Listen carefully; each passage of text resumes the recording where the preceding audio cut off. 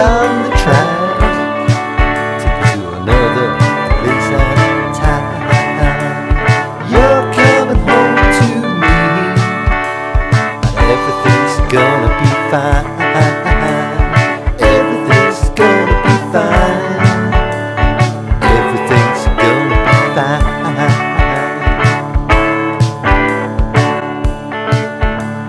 Everything's safe and sound when Miguel comes around. Everything's safe and sound when Miguel comes around. When Miguel comes around, she's coming home to me.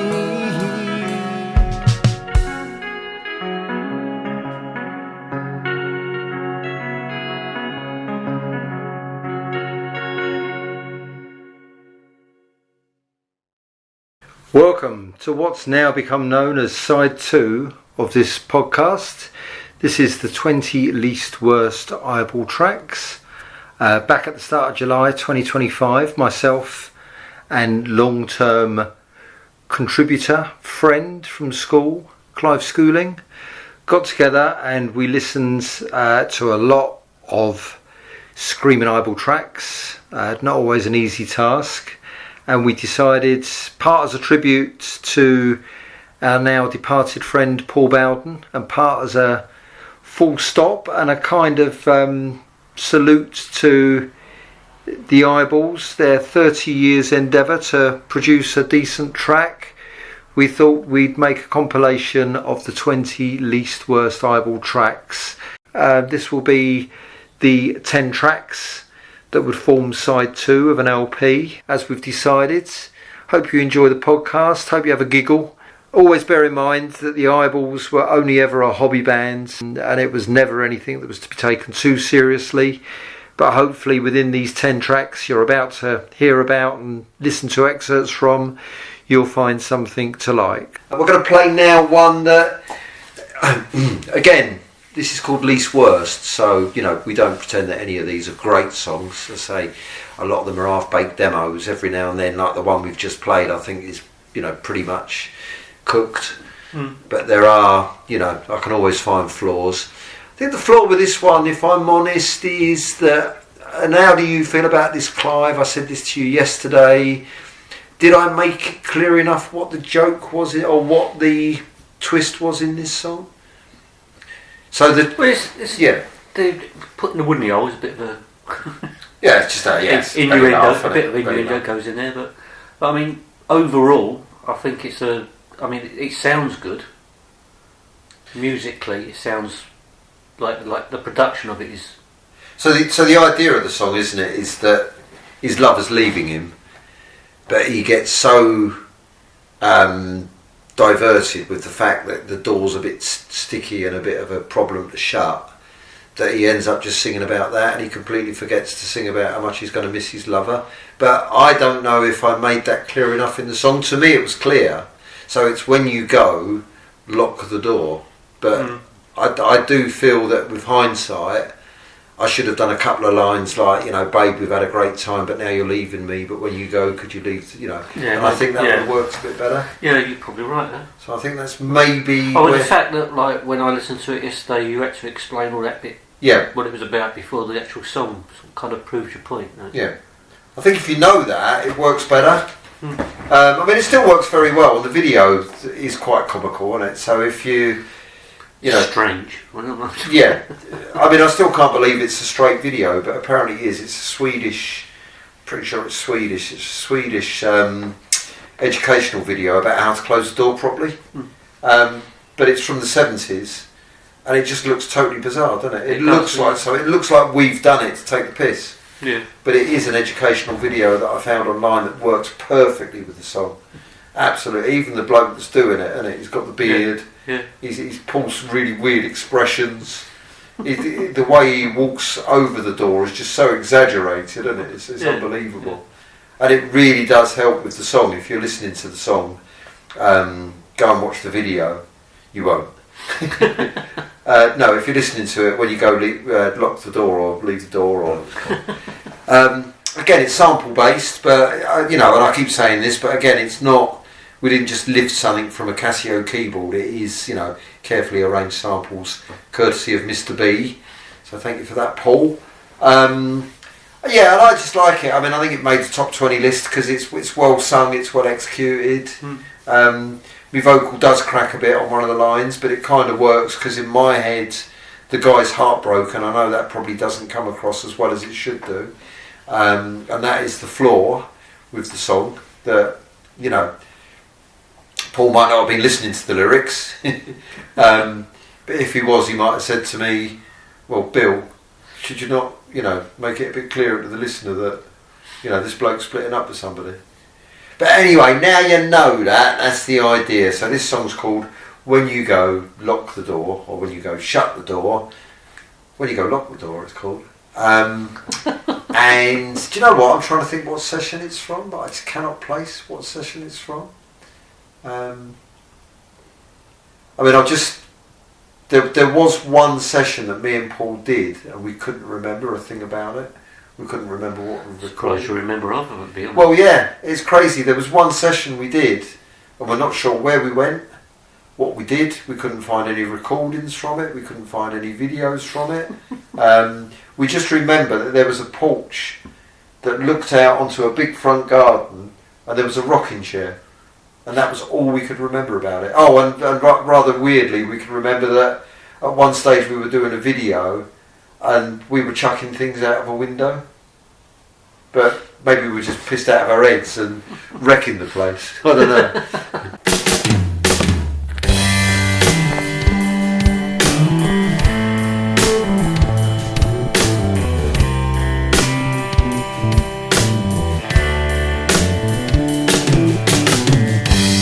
When you go, lock the door, but it's a bit warped, so you better be sure. Twist the key, this way and that.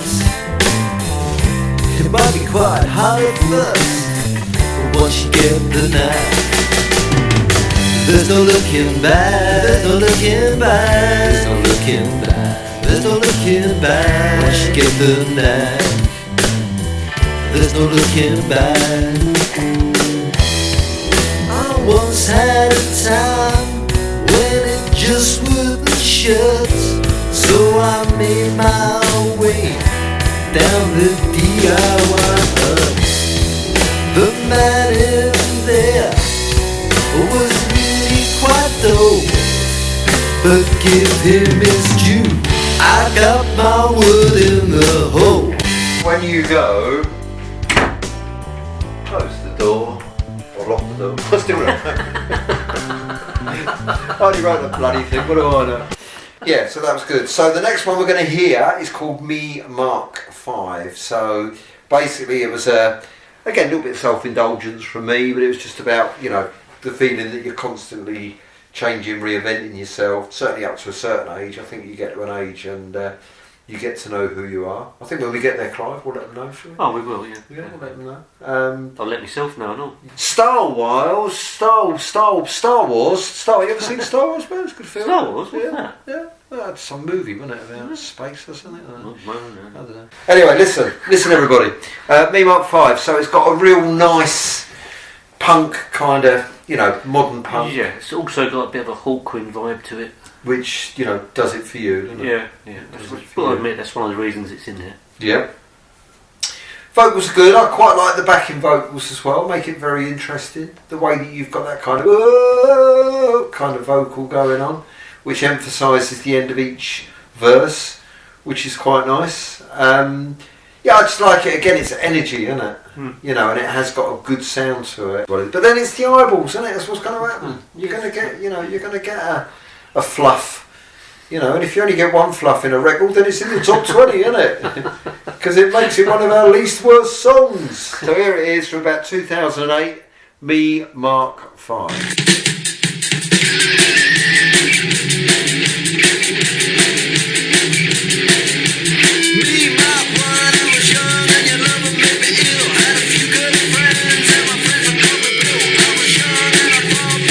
Chasing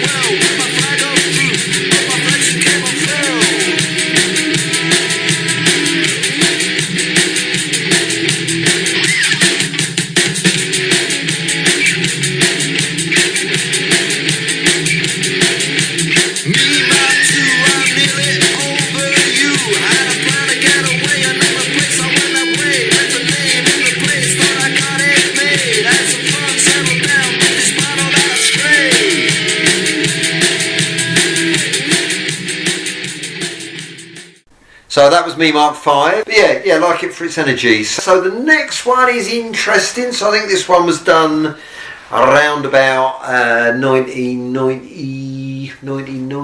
And Clive, you'll know about this one, won't you?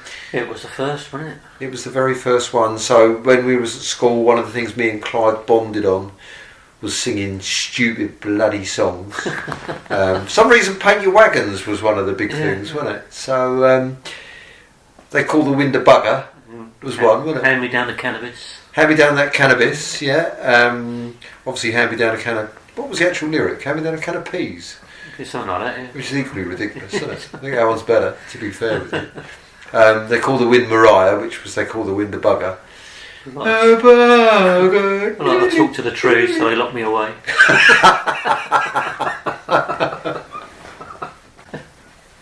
Yeah. Let's have a quick burst of They Call the Wind a Bugger. Now way out there. What was it? How did it go? Now way out there it's cold a bitch. On west it's cold a fucker. But way down here when the wind blows, they call the wind a bugger. A bugger. A bugger. They call the wind a bugger. If that was the eyeballs, you'd have like 20 seconds of applause. I'm out of breath now. Yeah, it takes about 6 different times. And SICK6, so punk was a thing. It was a big thing. Didn't quite know what to do with it because we weren't really punks. We were mods and rockers at the same time. But punk was coming up. And again, I think we liked its energy, but we weren't ever proper punks, were we? I think when they originally done it, we were kind of taking the piss.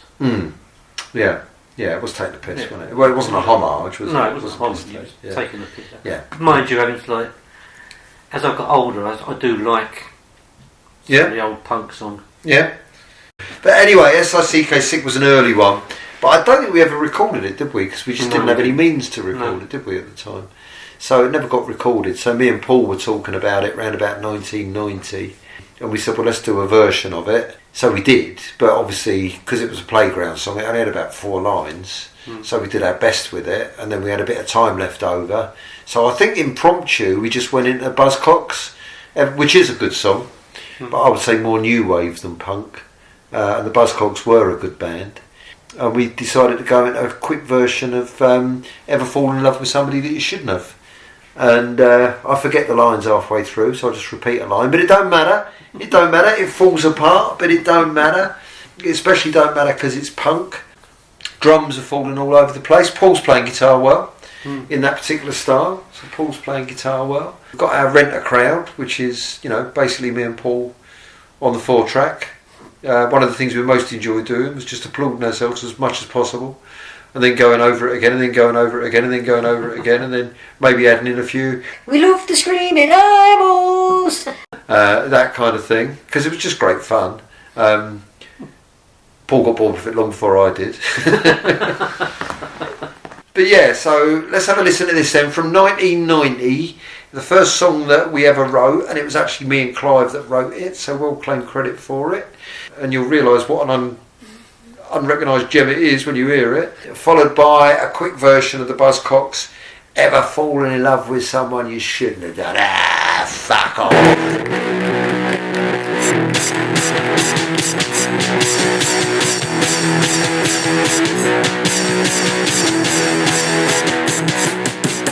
You smell like a bloody hell.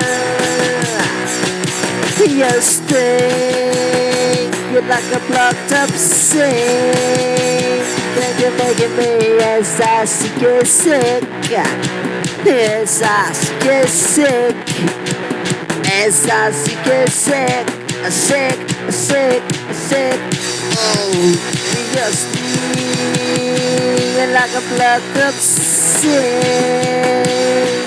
Your hair is like my underwear, and you're making me as I get sick.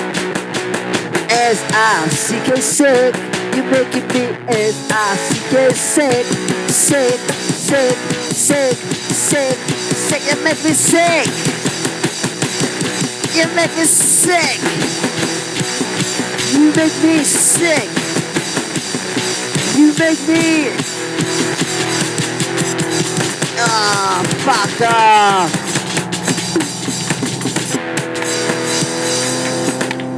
Here's the Buzzcocks. Never fall in love with someone you shouldn't have done.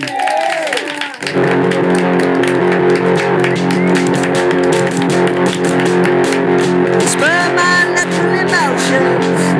You make me feel undead, and I would. If I start a commotion, I only end up losing you, and that's worth. Never falling in love with someone, never falling in love with someone, never falling in love with someone you shouldn't have fallen in love with. Henry Burr, Irving Kaufman, Harry Richmond, Maurice Chevalier, and all the rest of them. God bless them all.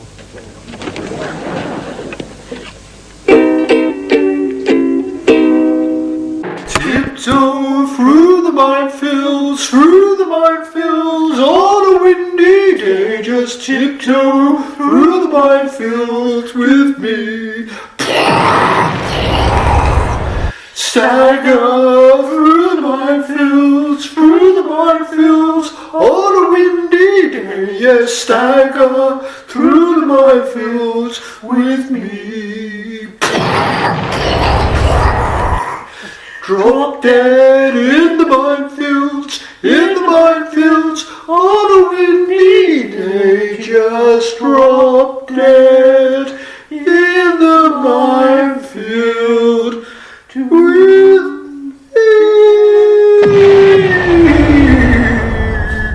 That was another one we wrote, Clive, wasn't it? Oh yeah, still. That was another one. Got it. That was another. Yeah, there was another one we wrote from school, wasn't it? Tiny Tim there. That was our variation on. Well, you know what it was. You know what it was. So that was SICK, sick, and it was also Buzzcocks, Ever Fall in Love with Someone You Shouldn't Have Done, as done by the Screaming Eyeballs. So obviously floored to fuck. So we've moved on now. We're on the G&Ts now, Clive, aren't we? So cheers, old bean. Thank you for being here. Much appreciated. Yeah. Crisps and peanuts. So excuse us if you hear the odd scrunch on the odd nibble. But that's fine. I should get the curly whirlies. Curly whirlies. Right, so so the next one we're going to listen to, I haven't actually got queued up at the moment. As I said, we're on the G&Ts by now, so it's been a long 3 days. So just going to see which the next one is for you, and then we'll do a bit of talking about it. Clive, while I'm doing that, anything you want to say about SICK Sick and the Buzzcocks? I prefer the reason it got in. Basically, was we wrote it. It was like the first song that was ever written by us, which is the only reason it'll get in. To be honest with you. Yeah, and we have a fondness for it. Don't we? We have a fondness for it. We have a fondness for it's our child. It is. It is. And I think we were sort of saying while we were listening to it that we like now we kind of appreciate punk, but I think at the time we weren't that. You know, it was sold to us as almost like a cartoon violence thing, wasn't it? Yeah, yeah. You know, like when you were that age, you didn't know what to make of punk. Well, we didn't. No, you didn't, did you? You know, and to be honest, it was just another musical fad, wasn't it? I mean, yeah. You know, you see Johnny Rotten now, and he's just an old bloke from the pub, isn't he? You know, don't say that I dislike him or I'm a fan or anything, but he is just, he is getting on, isn't he? So. It didn't change anything, but I think it was needed. You know, I will look back and sort of say I think it did music good. I mean, I prefer what came after it, new wave. You know, like yeah. You know, but there you go. So the next one we're going to listen to is a song called done in Slingsby, around about 2003. I think this one, and it's a song called Little Fat Bug. And it was a song I wrote at the time. It's about a very annoying person. I'm not going to go into details on it. I'll leave it at that. I know who it is. Clive knows. If you want to know, subscribe, write in and I'll tell you. You won't. But it was about somebody that was literally bugging the hell out of me.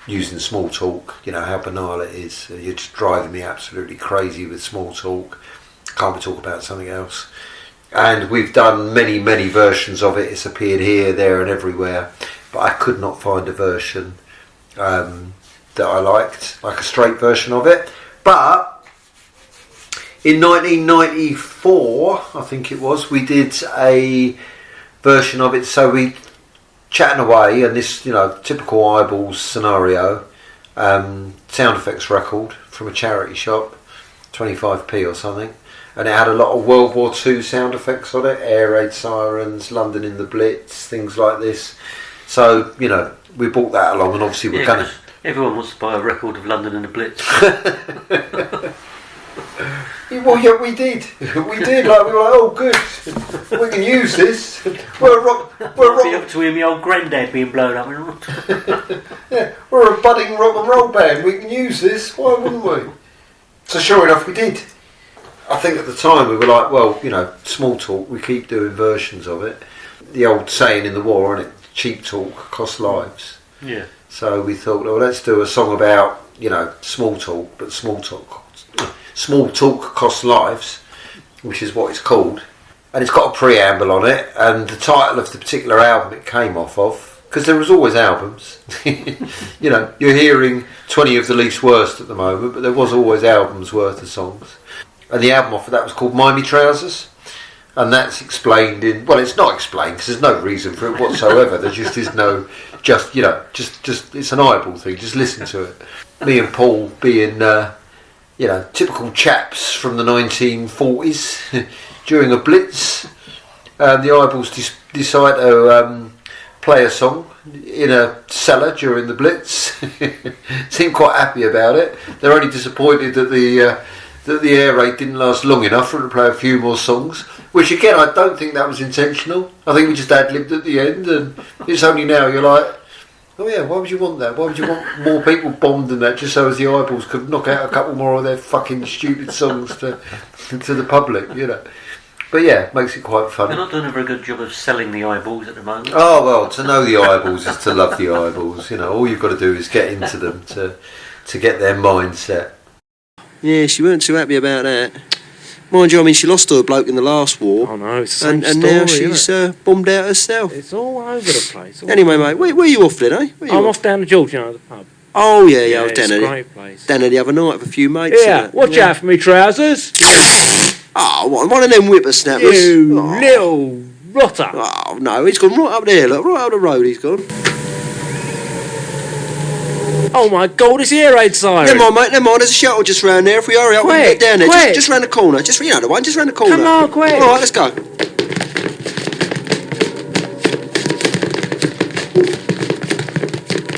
Yeah, mate, just down here a bit. Just down here.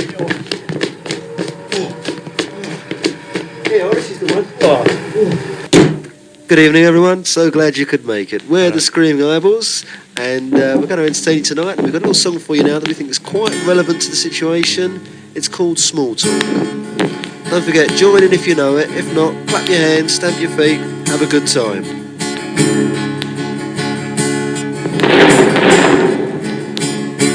At the risk of being rude, 'cause there's ladies present, trying to eat me food, but you're driving me balmy, talking small talk, 'cause that costs lives.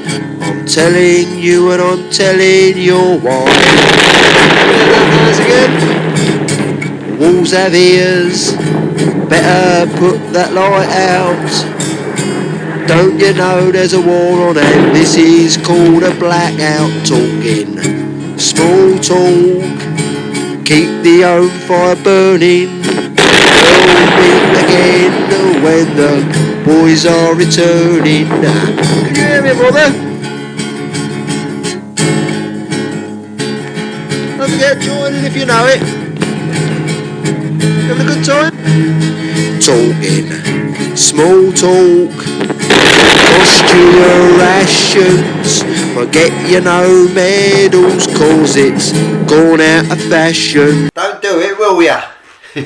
So yeah, that was Small Talk, and yeah, just just makes me smile. It's a funny song. And that was from 1994. So, spoke earlier about a love of sort of psychedelia. That would include freak beat, sort of 64 garage band, I suppose, Nuggets.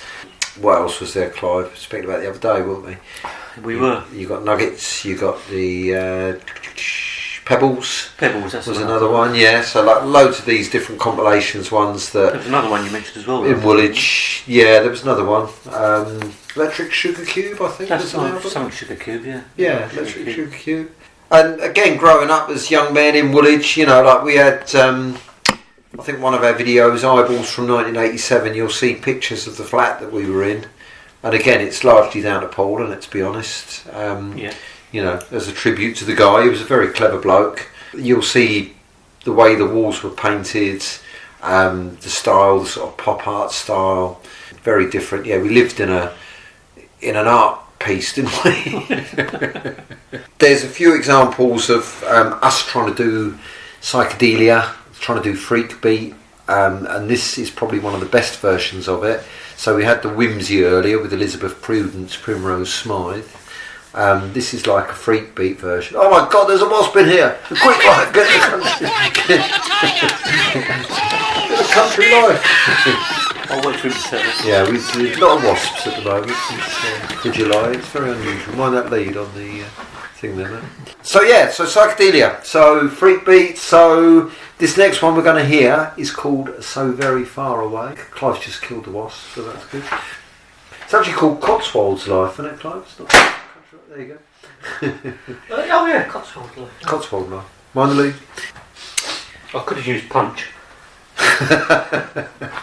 Not my rare 1962 edition of Punch, you won't. Where you look through the pages and you can't understand a bloody word of what they're talking about. But it looked good. Anyway, so Very Far Away is our version of a 1966, I would say, freak beat type song. Works really well. We play everything on it, either comical or otherwise. It's about being so very far away from somebody you want to be near. And this one I think is from Essex 2007, and we'll come back in a bit. I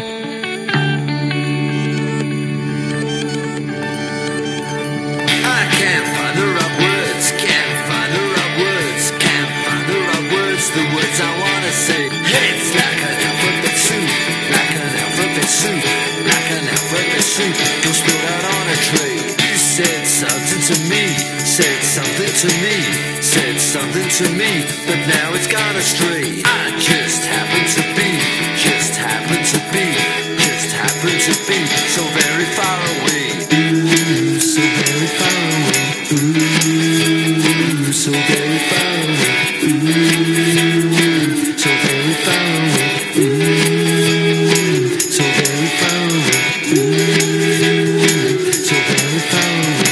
Ooh, so very far away. I can't find the right words. Can't find the right words. Can't find the right. Yep, so that was So Very Far Away. So say Eyeballs, loving freak beat, loving psycho, and I still do today. I mean, we've been driving all around the area. We're in Worcestershire, haven't we? Mm-hmm. And I've been entertaining Clive with my selection of found on Spotify freak beat rare songs and things like that. He has indeed, yes. And you can never hear them, can you? Because it's so hot. We've got all the windows way on down. I can't hear a bloody thing. Yeah. So, but yeah, love it to this day. So. Next one's a bit of a rarity in as much as we've got Paul Bowden taking lead vocals, and to be honest this song is 95% Paul, so something we didn't very often do, and again it started to happen a bit more in the later years, was we would come with songs already written. I did it, I mean I'm not a guitar player, but I did learn a few chords on the guitar towards the end. And I used to come to Paul with a couple of songs, and invariably it would be, which your song, you get on with it. Paul come with this one, and it's based on, what would you say, Clive, early, so it reminds me of like Syd Barrett, Pink Floyd, that kind of thing. Yeah, and Faces. Yeah, Small Faces. Small Faces. Yeah. And he's, he studied it very well, hasn't he? Because there's so many bits there that you sort of think, yeah, that's exactly what would happen. That's exactly where that is. So basically, when Paul brought it along, it was 95% finished, and he said, I basically want you to sing the Cockney, chirpy, cheapy geezer Steve Marriott bit, which is this bit, which I've written, and I've said, can I do it like this? And he's like, no, I want you to do it like that. So I've gone ahead and done it like I wanted to anyway, and he's like, no, we'll do that again, I want you to sing it like that. Mixing's a little bit, you know, all over the place at times, but then again, the mixing was for a lot of those 60s songs, so, you know, bearing in mind it's Paul's project, whether or not that was a deliberate choice. But no, I think it works really well, and I think it deserves to be one of the least worst 20 songs that we did. So, you know, good on you, Paul. And yeah, I get it, totally get it. So this is, when's this from? Roughly about 2016, I would say.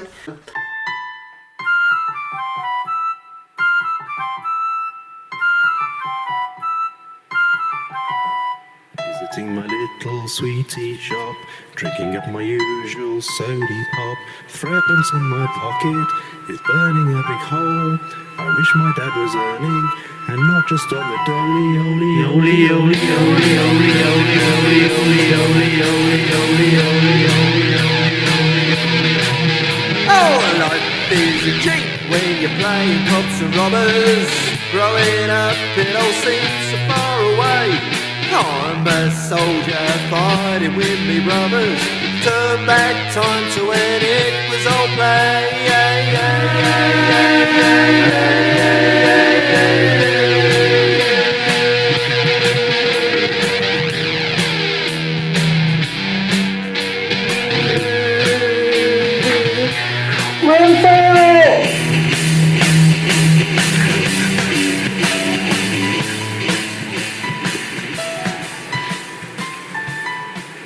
So that was Sweetie Shop. So, Clive, any more comments on Sweetie Shop?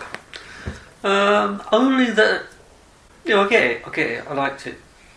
I like the way that when you look at it, I mean, Paul's broken it down, hasn't he? And every single segment of it, you can actually say, yeah, that is something that would be done in 1967. Yeah. You know, and I listen to songs now and I can hear echoes of that, of what Paul's done. That one, as I say, was from about 2015, 2016. It's getting late, folks, getting late. We're on the GMTs, as I say, and they are strong ones. So, next one we got up is a song called The Return of the Mallet Man. And again, you can watch the video on YouTube. It's on the channel.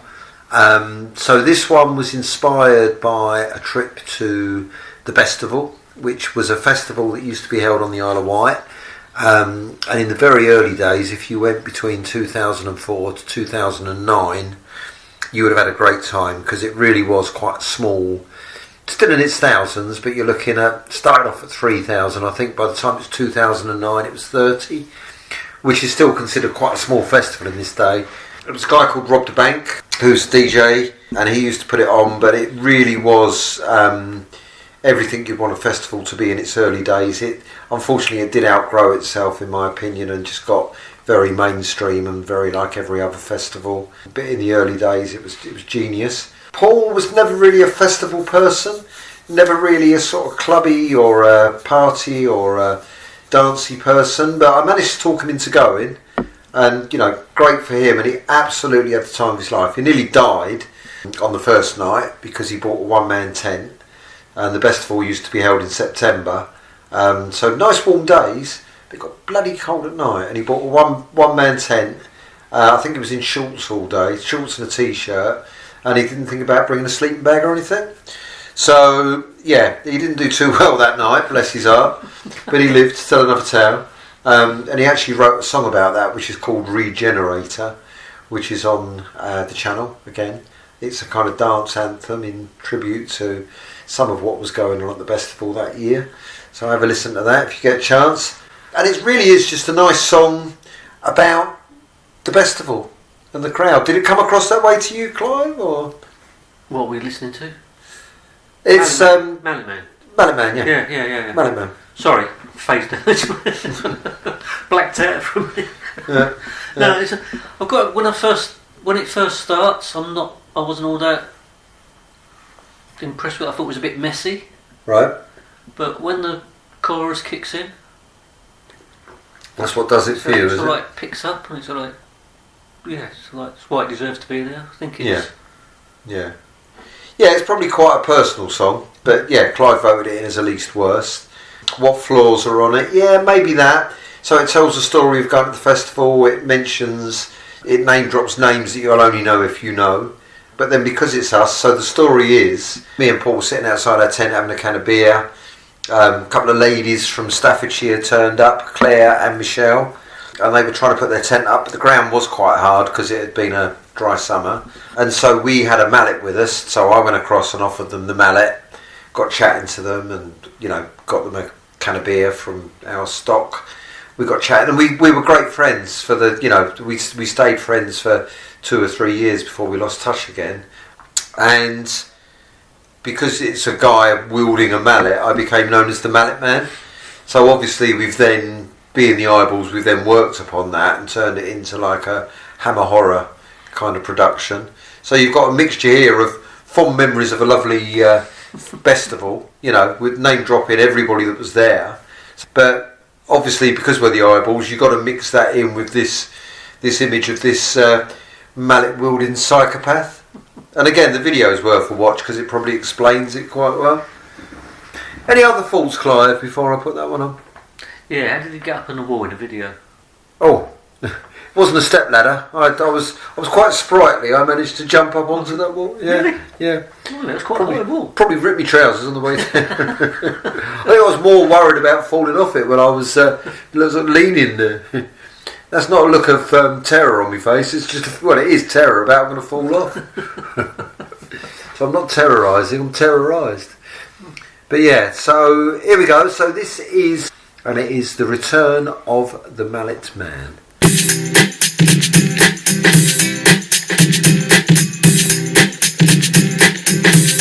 Oh, the collar butt scratcher in the night. The portsmouth far across the sea of light. A sky-top brightly coloured on a pole. 3 vodkas, 2 gins and a sausage roll. Claire's quite happy with the side of ferry. Michelle's not certain, she thinks it's quite scary. But everything is gonna be alright. The Mallet Man is gonna see you tonight.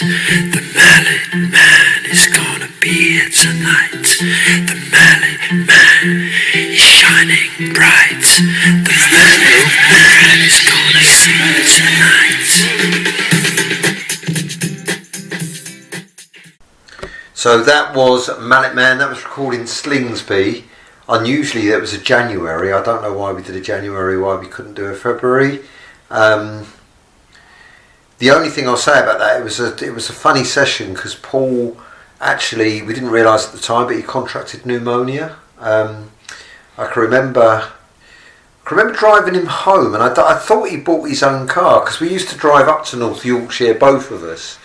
And I can remember driving Paul home, which is weird because I thought he had his own car at the time, but maybe not. And well, he couldn't have done because he would, had to have left his car in Yorkshire. Got him home, stayed at Paul's. I didn't stay at Paul's that evening. I then drove home to the Isle of Wight where I was living at the time, where I live now. And Paul had pneumonia, but he had, and I'm sure it had nothing to do with the Mallet Man song because it's eyeball spooky. It's not that bad. But yeah, he had terrible nightmares and hallucinations, and to the point where he wouldn't even tell me what they were.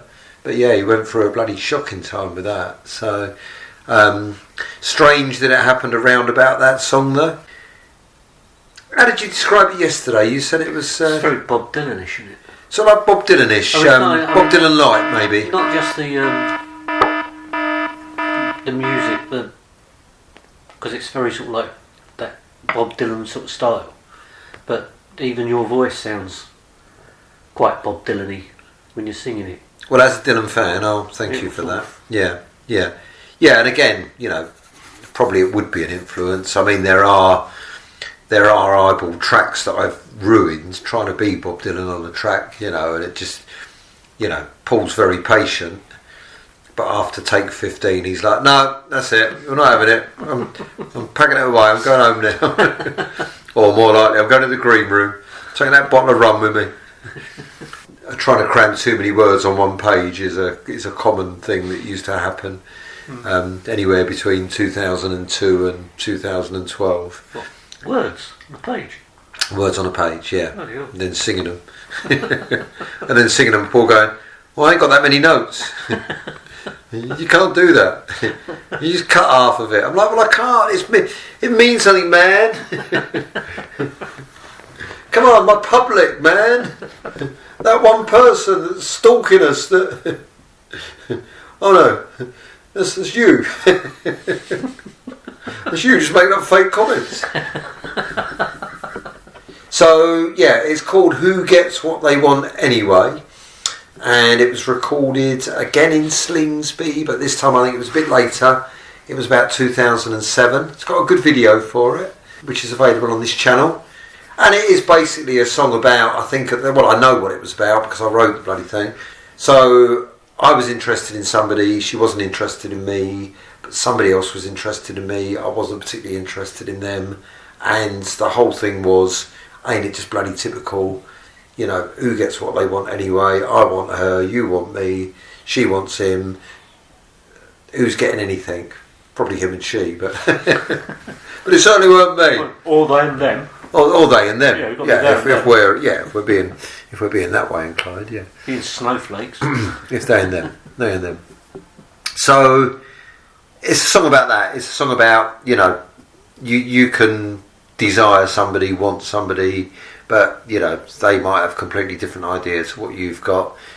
What you don't realise is you're doing exactly the same thing to somebody else who's got those feelings about you, but in your own selfish bubble you're like, well no, I want her. And you can't see what you're doing to somebody else. So it's a song about that, but it's done in an extremely light-hearted way. If it's Dylan light. I'll thank Clive for the compliment.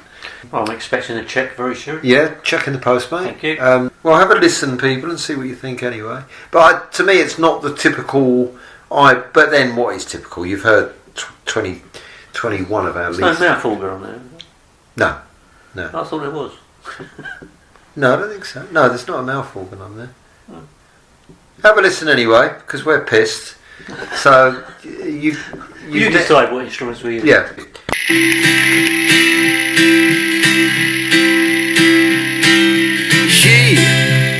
She feels the same about me as I feel about you, but I know we'll never ever ever get just what we want. I spent a night on the phone, but I slept all alone, making plans for dreams. As you say, nothing's ever what it seems. Who gets what they want anyway? Whoever gets things all their own way. Who gets what they want anyway? Got a feeling this time it's gonna stay. Who gets what they want anyway? Who gets things all their own way? Who gets what they want anyway? Got a feeling that it just won't go away. So me and Clive have re-listened to Who Gets What They Want Anyway, and we still can't agree on what the musical instruments are in that. I think, obviously it's all samples by the way, but I think one of them is probably a fiddle. I thought it was a harmonica. Which Clive thought was a harmonica. I think there's an instrument beginning with Z in there, but I can't remember what it's called. Now, that might be my that might be because I'm drunk. It might be because I've had a few drinks by now. In classic eyeball style. Cheers, Paul. Cheers, Paul. Mr. Bowden. So that was the penultimate song. The last song we're going to do that made it on the list of the 20 least worst.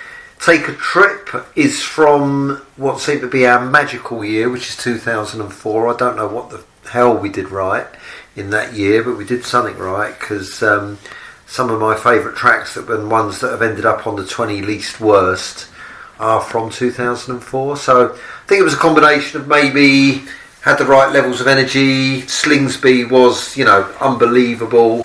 And probably, Clive, we've just listened to this one again, haven't we, before putting it on for you.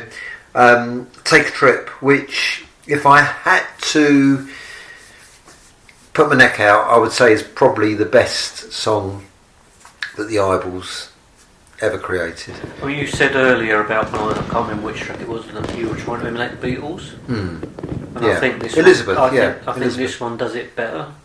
Yeah, this one I've does. got more of a sort of Beatles vibe from this one than the other one. Yeah, obviously never ever come close, but from a point of view of making that sound, you've got the piano that's very Beatlesque, haven't you? Very Beatlesque. You've got the strings in there, which is very Beatlesque. Again, most of the musical production I owe to Paul. And it blends together really well as well. Yeah. I mean, my role might be saying to Paul, why don't we try some cellos in there? Why don't we have like a Beatles style piano? But, to be fair, it was Paul that went and got it. And I would go further to say this is the 20 least worst Eyeball songs, because every song's got a flaw. But I think this probably hasn't. And I think this is probably the best Eyeball song. So if we brought out an album, you could have the one best Eyeball song, and it would be this one. One of the best. Yeah. One golden grape. The Eyeballs, one golden grape. I mean, there's other songs that are good, but I think this one works on every level. So we wanted to be a 60s band. It's a 60s band. We wanted to do something original, but sound a bit like something. It's that. We wanted to get the recording done properly and produced properly. It's that. We wanted to make it interesting. Even the fact that Paul references Elizabeth Primrose Prudence Smythe at the end with that string reprise, which again is very Beatlesque, isn't it? Yeah. To do a callback to something, because it really works well. Yeah, to do a callback to it. So, all in all, if I'm voting on on this podcast for one particular song, Cast Iron is certainly, from a point of view of Blood, Sweat and Tears and what a great sad song it is, but I think Cast Iron has still got the Eyeball flaws. I don't think this one has. But anyway, have a listen yourself. You've not been listening. I hope that, if you've got this far anyway, please leave a comment, leave a like. No, don't leave a like, that'd be stupid. Just leave a comment. Tell us what instruments were on Who Gets What They Want Anyway. Tell us if you've got a favourite track. Tell us what you think of the Screaming Eyeballs. Just tell us what you think of us. Don't be shy. We've heard it all. Thank you so much to Clive Schooling for joining me on this musical journey. For suffering. It's been a pleasure. Yes, for suffering. I'd also like at this moment to apologise for lying earlier. When I said I was down the pub drinking black and tan, I wasn't. It was brown and bitter. And I also mentioned the fact that I was drinking rum and black. I wasn't. I was just drinking straight rum. But yeah, thank you everybody for listening. There is plenty more where that came from. Cheers again to everybody. Cheers especially to Paul Bowden.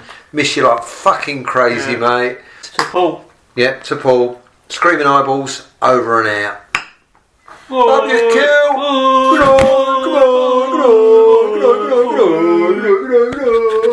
And remember, We love you. be kind to your mother. Ciao.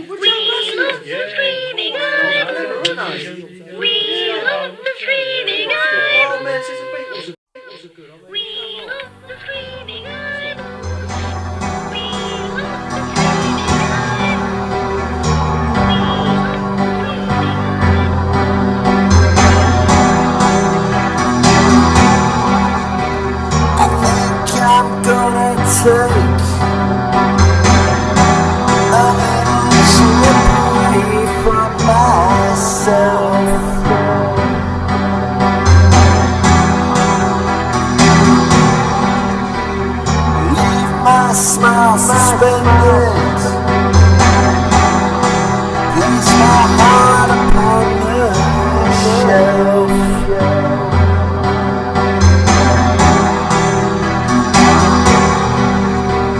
Slip my soul in my slippers, leave my feelings to themselves.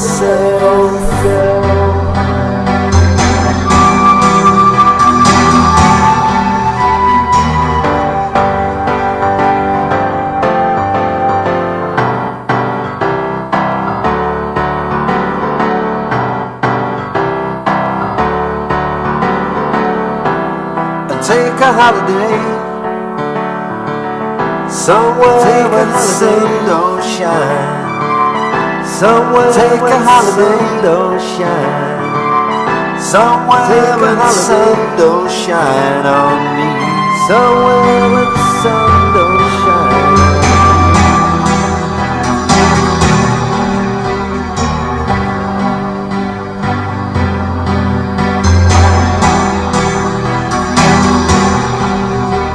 I'm gonna pack up my troubles, leave them by my own share.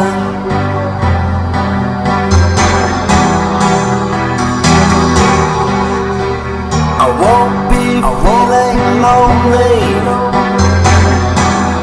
I won't even know I'm there.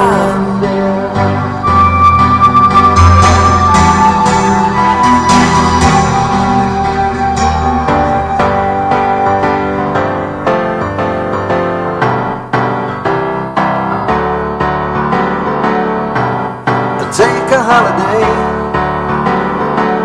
somewhere where the sun don't shine. Somewhere take a holiday don't shine. Somewhere where the sun don't shine on me. Somewhere where the sun don't shine on me.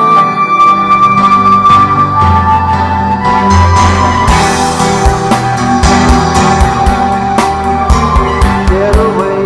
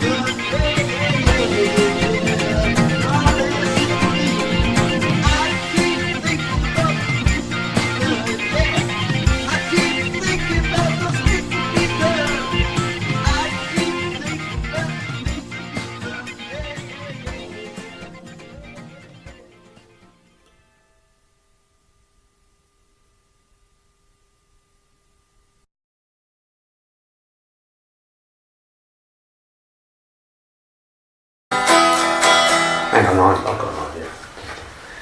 Smack it. Go and hire a professional guitar player. Yeah, that's no.